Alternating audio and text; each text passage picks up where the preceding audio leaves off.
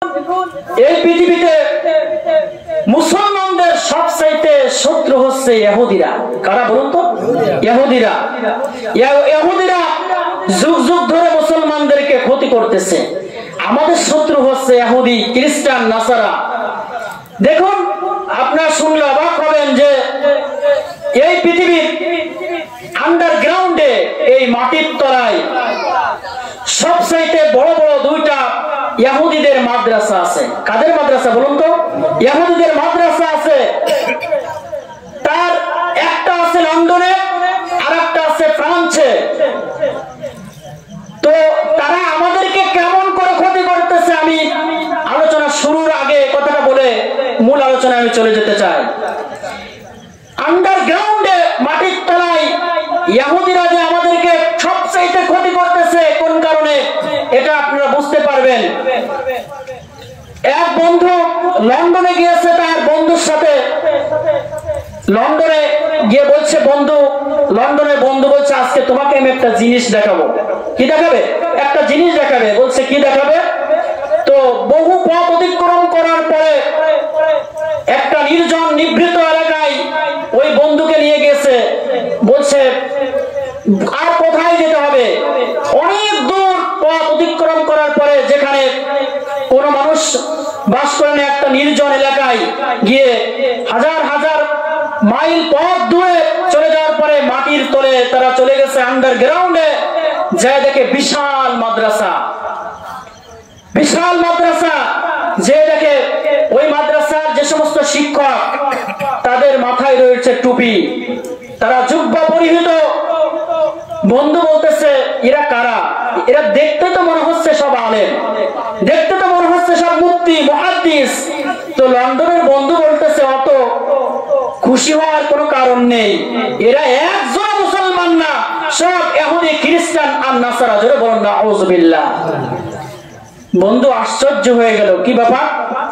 দেখতে তো মনে হচ্ছে যে জান্নাত থেকে পালিয়ে আসছে, সব তো মনে হচ্ছে যেন এরা জান্নাত থেকে পালিয়ে আসছে, এরা সব আল্লাহর ওলি। তো বড় মাদ্রাসা, টুপি সেরকম, জুব্বা সেরকম, একেবারে দেখতে তো চেহারা সুরাতে মনে হচ্ছে যেন জান্নাতি মানুষ।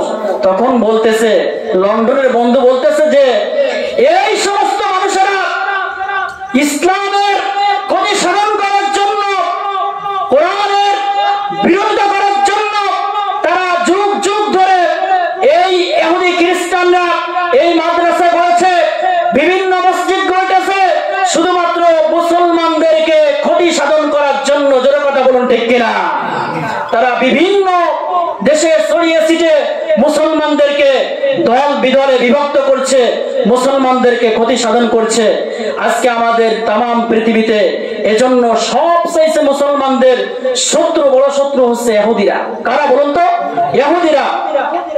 তো এরকম একটা ঘটনা তাফসিরে জালালাইন, তাফসিরে মারিফুল কোরআন, তাফসির ইবনে কাসিরের মধ্যেও আসছে যে হযরতে বিশ্বনবী সাল্লাল্লাহু আলাইহি সাল্লামের সময় এরকম হযরত আবু বকর রাদিয়াল্লাহু তাআলা আনহু তিনি একদিন মদিনাতুল মুনাওয়ারাতে বাইতুল মিদ্রাস নামক একটা ইহুদিদের বড় মাদ্রাসায় প্রবেশ করলেন। আবু বকর রাদিয়াল্লাহু তাআলা আনহু প্রবেশ করে তিনি দেখতে পেলেন ইহুদিদের সবচাইতে বড় একজন আলেম, তার নাম হচ্ছে ফানহাস। নামটা কি বললাম বলুন তো? ফানহাস।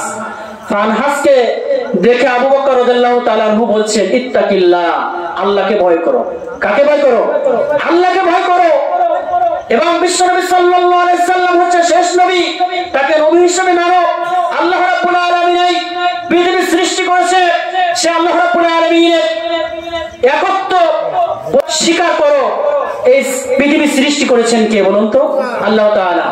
তখন ফানহাস বলতেছে, তোমার কথা ঠিক আছে, কিন্তু আমি আল্লাহকে এবং আল্লাহ রাসূলকে আমি বিশ্বাস করতে পারছি না।